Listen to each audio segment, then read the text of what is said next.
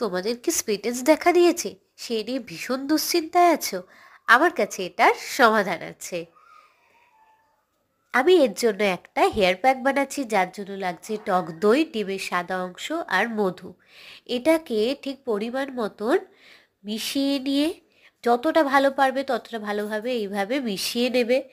তারপরে এটাকে হেয়ারের রুট থেকে পুরো টিপ পর্যন্ত ভালোভাবে দিয়ে নেবে। ঠিক 30 মিনিট রাখবে, তারপরে হেয়ারটা ওয়াশ করে নেবে। আশা করি তোমরা ফুল প্রসেসটা দেখেছো।